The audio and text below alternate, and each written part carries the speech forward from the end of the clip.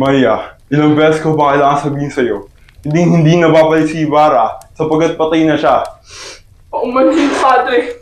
Ngunit hindi ko kailangan ng opinyon mo o ng kahit anong pagpunang mula sa'yo! Tandaan mo ang lugar mo, Maria Clara. Baka nakalimutan mo sino ako. Bitawan mo ako! Nasasaktan ako! Huwag kang matakot, Maria. Hindi kita sasaktan. Parang awa mo na, iwan mo na ako! Ba't kasi hindi na lamang ang minahal mo? Ba't ang Filistero yun pa? Hindi ko kaya gawin yan! Hindi ako kaya iwan sa kisasa mo! Bakit? Ano ang meron siya na wala ako? Lumabas ka na! Hanggang nabubuhay ako, tandaan mong hindi ka makakalabas dito. Akin ka lang, Maria. At manatili kang akin hanggang sa kamatayan.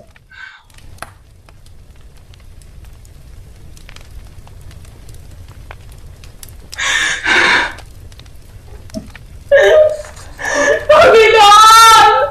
Kaya niyo na lamang ako! Pagod na ako. Sobrang pagod na.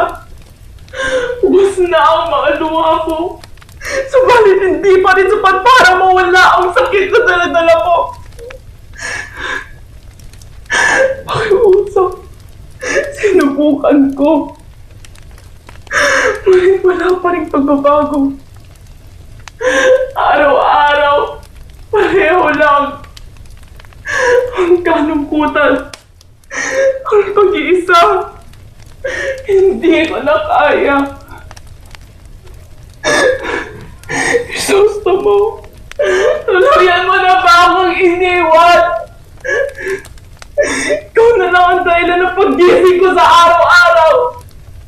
Ngunit pati ikaw ay nagawa akong iwan!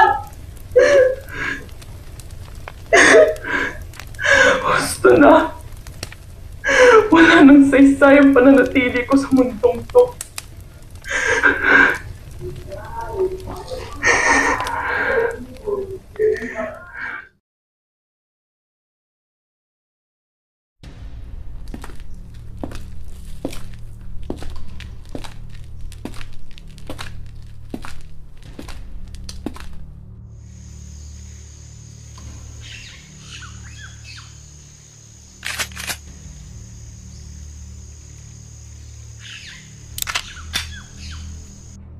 Ito na, ang pinakahihintay kong araw.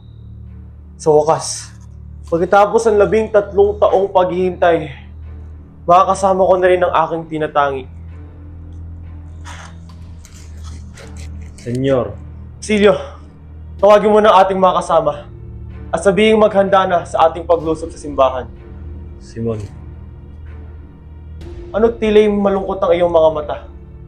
Kung si Huli lamang ang dahilan, huwag kang mangamba. Sapagkat pagkatapos ito ay siya naman ay ating... Simon, wala na si Maria. Ano kayo sinasabi? Kung ikaw ay nagbibiro, ngayon pa lang ay tumahimik ka na. Nagpadala ng liham ang simbahan. Binasa ko ito sapagkat para daw ito kay Kapitan Tiago. Hindi ko alam kung paano sasabihin ito sa inyo. Ngunit wala na siya, senyor. Patawad, ngunit pumanang na daw siya kaninang umaga. Hindi ito maaari! Ha! Paano? Bakit? Nangako siya, Basilio! Nangako siyang hihintayin niya ako! Huminahon ka, Simon. Huminahon? Paano ko hinahon?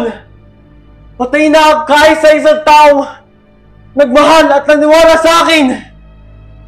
Wala lang ang dahilan kung bakit ako bumabangon. Kung bakit ako lumalaban. Kaya sabihin mo sa akin, ano? Pagkagat ng dilim, ay dali-dali tayong susugod. Mamatay na ang lahat ng kailangan mamatay. Wala na akong pakialam. Senyor, di ko alam kung kakayanin na konsensya ko ang plano mo. Kung ganun, huwag ka na magpapakita dito. Paalam, kaibigan.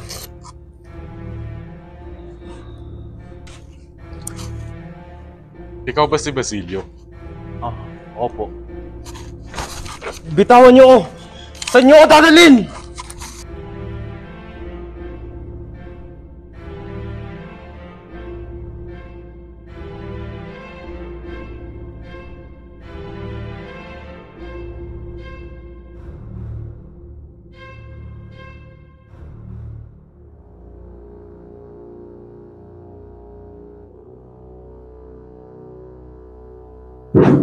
Oh, Diyos ko. Tulungan niyo po ako. Oh, Holy! Ano't narito ka? Padre, humihingi po ako ng tulong mula sa inyo. Tulungan niyo po akong sagipin si Basilio. Ganun ba? Huwag kang mangamba, Holy. Handa kang tumulong.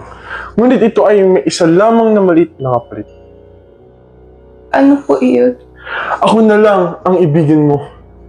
Bitawan mo ako! Wala kang karapatan manakit ng isang padre sapagkat isa ka lamang mababang nilalang, tandaan mo yan. Isa kang huwad! Nagpapanggap na alagad ng Diyos, ngunit ang totoo. Alagad ka ng demonyo! Sino ka para mapastangan sa tulad ko? Isang tulad mong mapang-abuso.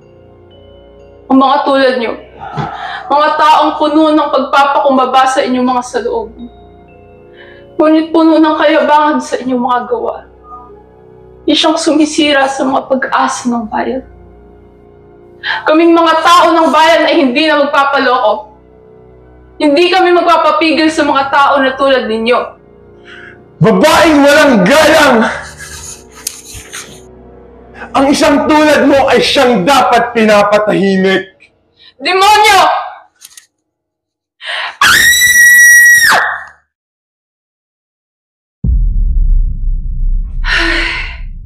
Ano nangyari dito?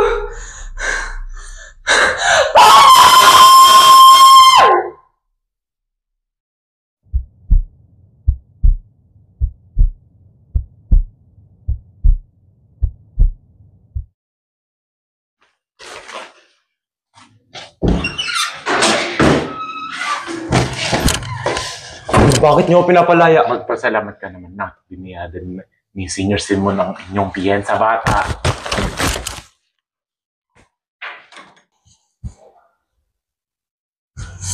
Basilio? Ikaw ba yan? Mabuti nakalaya ka na. Salamat po. Ngunit tila hindi mo pa batid ang naganap nung ikaw'y nakakulong. Ano pa po ba ang kailangan kong malaman? Pare-pareho lang naman ang nagaganap sa bayang ito. Pumanaw na si Huli. Ano?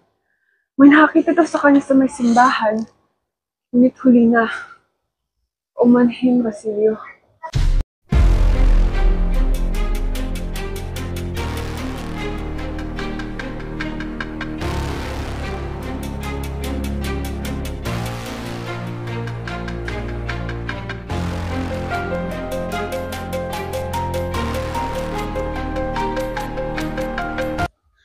Simon!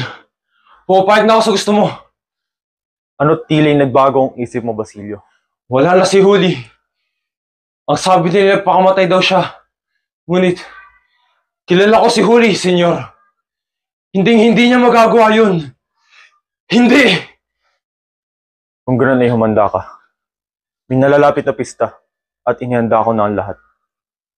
Ang lamparang ito ang magiging simula ng pagbabago. Hindi lamang sa buong bayan, kundi sa buong Pilipinas. Sa oras na magdilim, ang ilaw nito ay may malaking sabog na mangyayari. Ito ang magsisilbing hudyat ng ating pagsalakay. Nalalapit na ang pagwawakas ng kalapastangan at pagmulupit ng mga nangaabuso. Nalalapit na ang revolusyon na matagal ko nang hinihiling.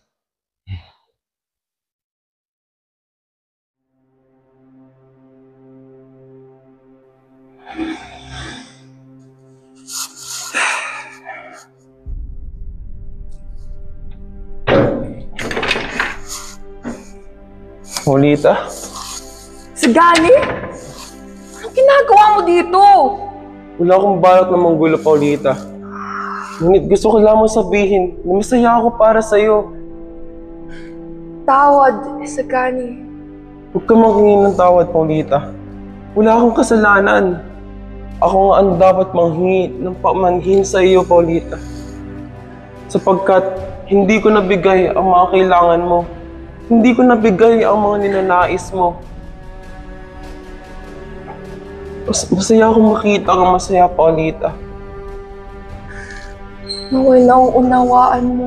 Bakit hindi ikaw ang pinili ko, Sagani? Nakikita ko kung gaano mo kamahal ang iyong mga pangarap. At hindi ko kakayanin kung ako ang maging dahilan upang mahadlangan ng mga ito. Nais kong malaman mo na mahal kita, Isabel. Mahal kita. Naglaban ko ang pagmamahalan natin hanggat sa abot ng makakaya ko. Ngunit mahirap palang lumaban, Isa. Patawad, Paulita. Kung ang iyong kaligayahan ay sa piling niya, sino ako upang hadlangan iyon? Mahal kita, ngunit higit sa lahat, nais kong makita kang payapa at masaya. Kahit na hindi akong dahilan nito. Mahal ko, kanina pa kita hinahanap. Narito ka lamang pala. Paulita, anong ginagawa niya dito? Huwag ka mag-alala. Wala akong balak manggulo. Gusto ko lamang kayong batiin at sabihin, masaya ako para sa inyo. Makakaasa ka. Iingatan ko siya. Ako'y magpapaalam na. Salamat. Hanggang sa muli nating pagkikita.